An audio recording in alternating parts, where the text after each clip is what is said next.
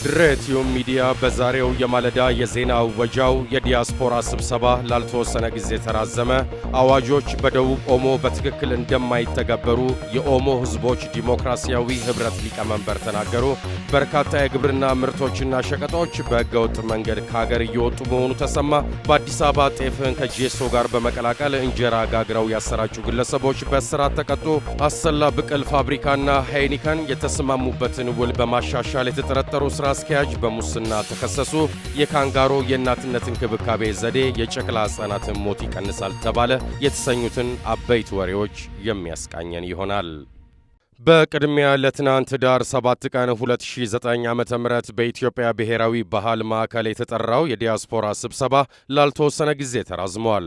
የዲያስፖራ ማህበር ጽሕፈት ቤት የህዝብ ግንኙነት ኃላፊ አቶ ዳንኤል አበበ ለሪፖርተር እንደገለጹት በዲያስፖራውና በመንግስት መካከል ባሉ ግንኙነቶች ላይ ለመምከር የተጠራው የሙሉ ቀን ስብሰባ የተራዘመው ግልጽ ባልሆነ ምክንያት ነው።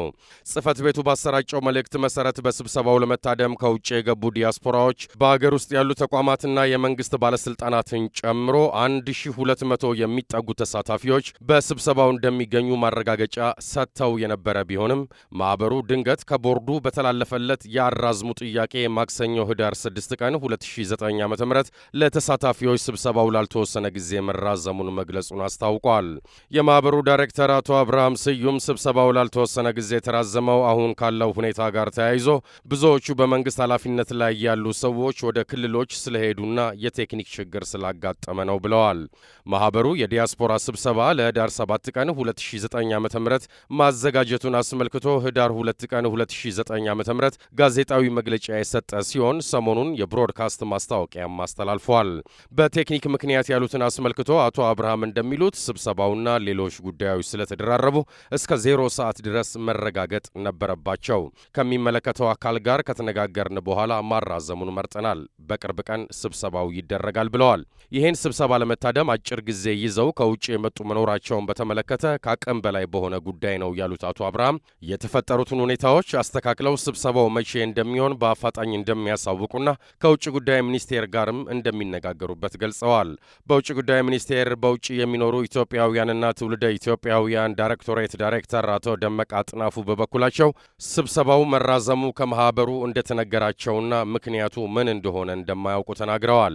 የክልል ዲያስፖራ ጽሕፈት ቤቶች የጋራ ምክክር የውስጥ ስብሰባ ህዳር 8 እና 9 ቀን 2009 ዓ.ም በውጭ ጉዳይ ሚኒስቴር እንደሚካሄድ፣ ይሄ ስብሰባ ካለፈው ሳምንት ወደዚህኛው የተዛወረውም የክልል ተቋማት ተሳታፊዎች 2 ጊዜ ከሚመላለሱ ረቡዕ ህዳር 7 ቀን 2009 ዓ.ም የዲያስፖራ ማህበር የጠራው ስብሰባ ላይ ተገኝተው በተከታዮቹ 2 ቀናት ከውጭ ጉዳይ ሚኒስቴር ጋር የውስጥ ስብሰባ እንዲያደርጉ ታስቦ እንደነበረም ገልጸዋል።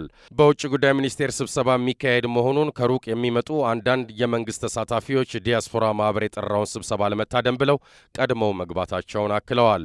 ወቅታዊ ጉዳዮች ላይ የአስቸኳይ ጊዜ አዋጁ እንዲሁም በግርግሩ ወቅት ንብረት የወደመባቸው ዲያስፖራዎች ጉዳይ፣ የመልካም አስተዳደርና ተያያዥ ጉዳዮች በስብሰባው ውይይት ይደረግባቸዋል ከተባሉ አጀንዳዎች መካከል ይጠቀሳሉ። ዲያስፖራው በኢትዮጵያ ፖለቲካ ያለው ሚና የሚል ጽሑፍም ይቀርባል ተብሎ ታስቦ ነበር ሲል ሪፖርተር ጋዜጣ በትላንት እትሙ ዘግቧል። በአገሪቱ የሚወጡ አዋጆች ከማዕከል ርቆ በሚገኘው ወገናችን በትክክል አይተገበርም ሲሉ የኦሞ ሕዝቦች ዲሞክራሲያዊ ህብረት ሊቀመንበር ተናግረዋል።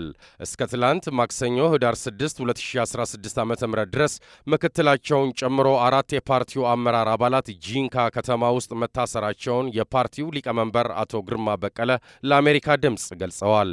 ጸረ ሽብር አዋጁ በወጣበት ወቅት የፓርቲያቸው የአመራር አባላት ለ2 ሳምንት ታስረው እንደነበረ የገለጹት አቶ በቀለ እስሩ በአስቸኳይ ጊዜ አዋጁ ምክንያት ሊሆን እንደሚችል አመልክተዋል። ደቡብ ኦሞ ዞን በአስቸኳይ ጊዜ አዋጅ ኮማንድ ፖስት ይፋ በተደረገው ተጠርጣሪዎች የተያያዙባቸው ዝርዝር ውስጥ አልተካተተም ሲል ትላንት ማምሻውን የአሜሪካ ድምፅ ዘግቧል።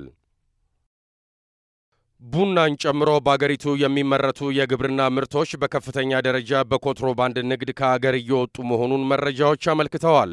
በተለይ ቡና፣ ጥራጥሬና የቁም እንስሳት እንዲሁም ነዳጅ፣ ሲሚንቶና ስኳር በገፍ ከአገር እየወጡ መሆኑን ለዘርፉ ቅርበት ያላቸው ምንጮች ለሪፖርተር ጋዜጣ ገልጸዋል። ባለፉት ዓመታት እንደታየ ሁሉ የቡና ግብይትን መቆጣጠር ባለመቻሉ አገሪቱ ከፍተኛ መጠን ያለው ቡና በሕገወጥ ንግድ አማካኝነት በድንበር በኩል ከአገር እየወጣ ነው። ይህ ቡና በትክክለኛው የኢትዮጵያ ንግድ ገበያ በኩል ቢያልፍ እስከ $600 ሚሊዮን ድረስ አገሪቱ ገቢ ልታገኝ እንደምትችል ተጠቁሟል። የኢብራሂም ሁሴን ቡና ላኪ ኩባንያ ዋና ስራ አስኪያጅ አቶ ኢብራሂም ሁሴን ለሪፖርተር እንደገለጹት ቡና በኮንትሮባንድ ከአገር እየወጣና በመርካቶም እየተሸጠ በመሆኑ አገሪቱን ከፍተኛ ገንዘብ አሳጥቷታል።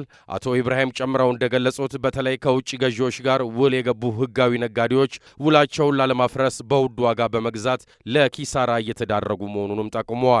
ከውጭ ገዢዎች ጋር ውል ገብተን በገባነው ውል መሰረት መላክ ባንችል በቀጣዩ ንግዳችን ላይ ችግር ይፈጠራል። ይህን ለመከላከል ስንል በውድ ዋጋ በመግዛት ለኪሳራ እየተዳረግን ነው በማለት አቶ ኢብራሂም ሁኔታውን ገልጸዋል። የኢትዮጵያ የቡና ምርት በየጊዜው እየጨመረ ቢሆንም የዚያኑ ያህል ግብይቱ በህገወጥ መንገድ እየተከናወነ ነው። ግብይቱ ከኢትዮጵያ ንግድ ገበያ እውቅና ውጪ እየተፈጸመ በመሆኑ አገሪቱ ማግኘት ያለባትን ማግኘት እንዳላስቻላት አቶ ኢብራሂም ተናግረዋል። የቡና ግብይት በአስቸጋሪ የንግድ ሰንሰለት ውስጥ መሆኑን የሚናገሩት ሌላኛው ቡና ነጋዴ አቶ አደም ከድር ናቸው። አቶ አደም የሆራ ትሬዲንግ ኩባንያ ዋና ስራ አስኪያጅ ናቸው። አቶ አደም ለሪፖርተር እንደገለጹት ቡና በከፍተኛ ደረጃ በኮንትሮባንድ ንግድ ከሀገር እየወጣ ነው። ከዚህ በተጨማሪ መርካቶ በከፍተኛ ደረጃ እየቀረበ ሲሆን በመርካቶ ገበያ 1 ኪሎ 100 ብር ሲሸጥ በውጭ ገበያ ግን በኪሎ 52 ብር ሂሳብ እየተሸጠ ነው። የጥራጥሬ ምርትም በህገወጥ መንገድ ከሀገር እየወጣ መሆኑ እየተነገረ ነው። ስማቸውን መግለጽ ያልፈለጉ ለጥራጥሬ ግብይት ቅርበት ያላቸው ነጋዴ ለሪፖርተር እንደገለጹት ቦሎቄን የመሳሰሉ ጥራጥሬዎች ከኢትዮጵያ ምርት ገበያ ውጪ ከህገወጥ ንግድ ተዋናዮች ጋር በመመሳጠር ከሀገር እየወጣ ይገኛል። ግብይቱ በዋናነት የሚፈጸመው በአዳማ ከተማ ነው። ወደ ምርት ገበያ ሳይገቡ ግብይቱ የሚፈጸም ከሆነ በርካታ ገንዘብ በትርፍ መልክ የሚገኝ በመሆኑ የሀገር ሀብት እየባከነ ነው ሲሉ የሁኔታውን ውስብስብነት እኚህ ነጋዴ ይናገራሉ። ይህ የጥራጥሬ ንግድ በትክክለኛው የንግድ ሰንሰለት ውስጥ ቢያልፍ አገሪቱ በዓመት እስከ $300 ሚሊዮን የሚደርስ ገቢ ልታገኝ እንደምትችል እኚህ ነጋዴ ለሪፖርተር ገልጸዋል። ከዚህ በተጨማሪ ከኢትዮጵያ ወደ ጎረቤት አገሮች የቀንድ ከብቶች እየተነዱ መሆኑ ተጠቁሟል። የኢትዮጵያ ምርት ገበያ ዋና ዳይሬክተር አቶ ኤርሚያስ እሸቱ ለሪፖርተር እንደገለጹት ምርት ገበያው የሚቀርቡለትን ምርቶች ማገበያየት እንጂ ሕግ የማስከበር ኃላፊነት የለበትም። በዚህ ጉዳይ ላይ አስተያየት መስጠት እንደማይችሉም ተናግረዋል። መረጃዎች እንደሚጠቁሙት ግን በኢትዮጵያ የሚመረቱ የግብርና ምርቶች ከዚህ ቀደምም በሕገወጥ መንገድ በድንበር በኩል ወደ ውጭ የሚወጡ ቢሆንም ከትክክለኛው የንግድ ሰንሰለት ውጪ በአገር ውስጥ ገበያም የሚቀርቡበት እድል ቢኖርም ተባብሶ የቀጠለው ግን መንግስት ሙሉ ትኩረቱን ሰላም ማስከበር ላይ ባደረገበት ወቅት መሆኑን ይናገራሉ። መንግስት ይህንን ሁኔታ በመረዳት ግብረ ኃይል ማቋቋሙንና ግብረ ኃይሉን በጠቅላይ ሚኒስቴር ጽሕፈት ቤት እንደሚመራ ታውቋል። ግብረ ኃይሉ ውስጥ የንግድ ሚኒስቴር፣ የእርሻና ተፈጥሮ ሀብት ሚኒስቴር፣ የቡናና ሻይና ቅመማ ቅመም ባለስልጣን፣ የፌዴራል ፖሊስ፣ የኢትዮጵያ ገቢዎችና ጉምሩክ ባለስልጣን ይገኙበታል። የንግድ ሚኒስቴር መረጃዎች እንደሚጠቁሙት በርካታ የግብርናና የፋብሪካ ምርቶች ከሀገር እየወጡ ነው። ነገር ግን ሚኒስቴሩ በጥናት ላይ የሚገኝ በመሆኑ የሚወጡትን ምርቶች በመጠን መግለጽ አልተቻለም። የሚመለከታቸው የክልል ኤጀንሲዎችም በጥናቱ ተካተውበታል። በዚህ ጉዳይ ላይ የንግድ ሚኒስቴር አስተያየት እንዲሰጥ የተደረገው ጥረት አልተሳካም። ባለሙያዎች እንደሚናገሩት ግን በተለያዩ ጊዜያት ህገወጥ ንግድን ለማስቀረት ከክልሎችና ከአዋሳኝ አገሮች ጋር ውይይት ተደርጓል። መግባባት ላይም ተደርሷል።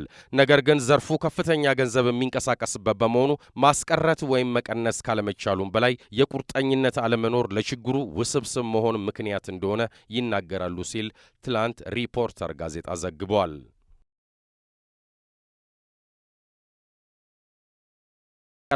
በአዲስ አበባ ከተማ ጤፍን ከጄሶ ጋር በመቀላቀል በቀን እስከ 1000 እንጀራ ጋግረው ለተጠቃሚዎች ያሰራጩ የነበሩ ግለሰቦች በ10 ዓመት ጽኑ እስራትና በገንዘብ ተቀጡ። ተከሳሾቹ አንደኛ አልማዝ ሹፌሬና ሁለተኛ ጥሩ ሴት ወዲያ የተባሉ ግለሰቦች ሲሆኑ እንጀራ በመጋገርና በመሸጥ የሚተዳደሩ ናቸው። በአዲስ አበባ ከተማ ኮልፌ ቀራኒዮ ወረዳ 5 ዘነብ ወርቅ አካባቢ ልዩ ስሙ ታቦት ማደሪያ እየተባለ በሚጠራው ሰፈር ነው የወንጀል ድርጊቱ የተፈጸመው። ሁለቱም ተከሳሾች ሐምሌ 11 ቀን 2008 ዓ.ም ጤፍን ከጄሶ ጋር ቀላቅለው በመጋገር ላይ ያሉ በቁጥጥር ስር ውለዋል። ተከሳሾቹ ከጤፍና ከጄሶ ድብልቅ ቡኮ በማዘጋጀት በቀን እስከ 1000 እንጀራ በመጋገር በደንበኝነት ለያዟቸው ሆቴሎችና ተጠቃሚዎች እንደሚያቀርቡም በክሱ ተጠቅሷል። ተከሳሾቹ በቁጥጥር ስር በዋሉበት ወቅት ሊጋገር የተዘጋጀ በተለያዩ ዕቃዎች ተቦክቶ የተቀመጠ የጤፍና የጄሶ ድብልቅ ተይዟል። ከዚህ ቡኮና ከተጋገረው እንጀራ የተወሰደ ናሙና በላቦራቶሪ ተመርምሮ የሰው ልጅ ቢመገባቸው ከፍተኛ የሰውነት ክብደት መቀነስና እስከ ሞት የሚያደርስ አደጋ እንደሚያስከትል ተረጋግጧል። ተከሳሾቹ የማይገባቸውን ጥቅም ለማግኘት በማሰብ የተበላሹ ዕቃዎች መስራትና መሸጥ እንዲሁም ጥራታቸውን ማርከስ ወንጀል ክስ ተመስርቶባቸዋል። የፌዴራሉ የመጀመሪያ ደረጃ ፍርድ ቤት ኮልፌ ቀራኒዮ ምድብ ችሎት ክሱን ለተከሳሾች በንባብ ያስደመጠ ሲሆን ተከሳሾቹ የወንጀል ድርጊቱን አልፈጸምንም ብለው ክደው ተከራክረዋል። ይሁን እንጂ ጠቅላይ አቃቤ ሕግ ያቀረባቸውን የሰውና የሰነድ ማስረጃ ማስተባበል ሳይችሉ ቀርተዋል። የግራ ቀኙን ክርክር ያዳመጠው ፍርድ ቤቱ ተከሳሾቹን ጥፋተኛ ብሏቸዋል። የቀደመ የወንጀል ሪከርድ የሌለባቸው መሆኑን እንደ ቅጣት ማቅለያ በመያዝ አንደኛ ተከሳሽ በ10 ዓመት ጽኑ እስራትና በ5000 ብር እንዲሁም ሁለተኛ ተከሳሽን ደግሞ በ10 ዓመት ጽኑ እስራትና በ1000 ብር የገንዘብ መቀጮ እንዲቀጡ ወስኗል ሲል ኤፍቢሲ ዘግቧል። አሰላ ብቅል ፋብሪካና ሃይኒከን የተስማሙበትን ውል በማሻሻል የተጠረጠሩ ስራ አስኪያጅ በሙስና ተከሰዋል። ሃይኒከን ቢራ አክሲዮን ማህበር የብቅል ገብስ ለማቅረብ አሰላ ብቅል ፋብሪካ ደግሞ የቀረበለትን ገብስ አብቅሎ ለማስረከብ የተዋዋሉበትን ሰነድ በማሻሻል መንግስት ከ17.5 ሚሊዮን ብር በላይ እንዲያጣ በማድረግ የተጠረጠሩት የአሰላ ብቅል ፋብሪካ ስራ አስኪያጅ የሙስና ክስ ተመስርቶባቸዋል። የፌዴራል ጠቅላይ አቃቤ ሕግ ዳር 5 ቀን 2009 ዓ.ም የመንግስትን ወይም ህዝባዊ ድርጅት ስራን በማያመች አኳኋን መምራት የሙስና ወንጀል ክስ የተመሰረተባቸው የፋብሪካው ስራ አስኪያጅ አቶ አማረ ዋቅጂራ ናቸው። አቃቤ ሕግ ለፌዴራል ከፍተኛ ፍርድ ቤት ልደታ ምድብ አንደኛ ወንጀል ችሎት ያቀረበው ክስ እንደሚያስረዳው ሃይኒከን ቢራ አክሲዮን ማህበርና አሰላ ብቅል ፋብሪካ የስምምነት ውል ፈጽመዋል።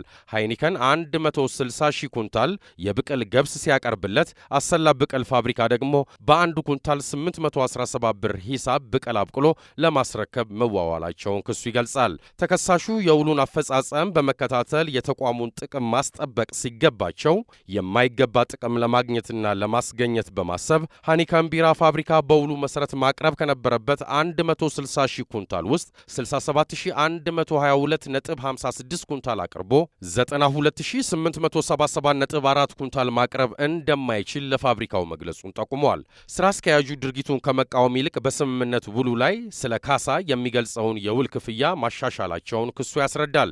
በመሆኑም በውሉ መሰረት ሃይኒከን ቢራ አክሲዮን ማህበር መክፈል የነበረበትን 17,527,830 ብር ባለመክፈሉ በመንግስት ላይ ጉዳት መድረሱን ክሱ ያብራራል። ተከሳሹ የክስ ቻርጁ ተሰጥቷቸው ከተነበበላቸው በኋላ ከጠበቆቻቸው ጋር ተመካክረው እንዲመጡ ጊዜ እንዲሰጣቸውና ዋስትና እንዲፈቀድላቸው ጠይቀዋል። ነገር ግን የተጠቀሰባቸው የህግ አንቀጽ ከ10 ዓመት በላይ በሆነ ጽኑ እስራት ሊያስቀጣቸው ስለሚችል ዋስትና እንደማይፈቀድላቸው ፍርድ ቤቱ ነግሯቸው በማረሚያ ቤት እንዲቆዩ ትዕዛዝ ሰጥቷል ሲል ሪፖርተር ጋዜጣ በትላንት እትሙ ዘግቧል። በመጨረሻም የጤና ጥበቃ ሚኒስቴር ቀናቸው ሳይደርስ የሚወለዱ ጨቅላ ሕፃናትን ከሞት ለመታደግ የካንጋሮ እናት እንክብካቤ ዘዴ የማይተካ ሚና እንዳለው ገልጸዋል። መወለጃ ቀናቸው ሳይደርስ የሚወለዱ ጨቅላ ሕፃናት ቀን የካንጋሮ እናት እንክብካቤ ዘዴ የመወለጃ ቀናቸው ሳይደርስ የሚወለዱ ጨቅላ ሕፃናትን ለመንከባከብ የተሻለ አማራጭ ነው በሚል መሪ ሐሳብ በዓለም አቀፍ ደረጃ ይከበራል። ዕለቱን አስመልክቶ ከሚዲያ ባለሙያዎች ጋር በተደረገው ምክክር በጤና ጥበቃ ሚኒስቴር የሕፃናት ጤና ኦፊሰር ዶክተር አብርሃም ታሪኩ ሀገሪቱ በጤናው መስክ የላቀ ውጤት እያስመዘገበች መሆኗን ገልጸዋል።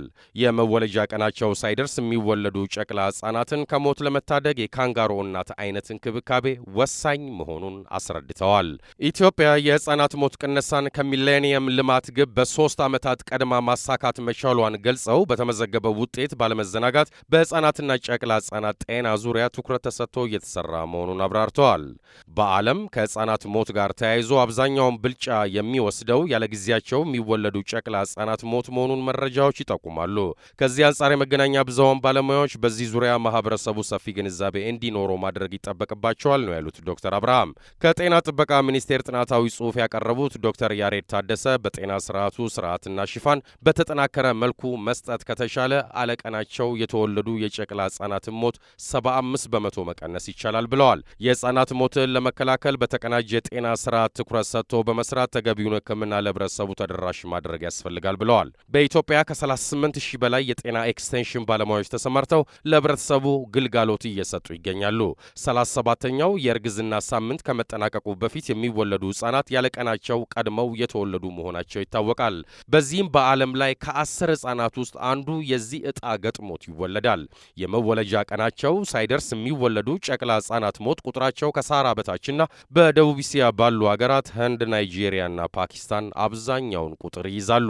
ኢትዮጵያ በጨቅላ ሕፃናት ሞት ከዓለም በ10ኛ ደረጃ ስትቀመጥ 44 በመቶ የሚሆኑ ጨቅላ ሕፃናት 28 ቀናት ሳይሞላቸው ይሞታሉ። በዓለማችን ትልልቅ አስተዋጽኦ ካበረከቱ ግለሰቦች እንደ ሰር አይዛክ ኒውተን፣ አልበርት አንስታይን፣ ቻርልስ ዳርዊን እና ሰር ዊንስተን ቸርችል የመሳሰሉት ከመወለጃ ቀናቸው በፊት ቀድመው የተወለዱ ሰዎች ናቸው። የዓለም የመወለጃ ቀናቸው ሳይደርስ የሚወለዱ ጨቅላ ሕፃናት ቀን በዓለም ለ9ኛ እንዲሁም በኢትዮጵያ ለ3ኛ ጊዜ ህዳር 8 ቀን 2009 ዓ.ም ይከበራል ሲል የዘገበው ኢዜአ ነው። የድሬ ቲዩብ የማለዳ ወሬዎቻችን እኒ ነበሩ። መልካም ቀን ይሁንላችሁ።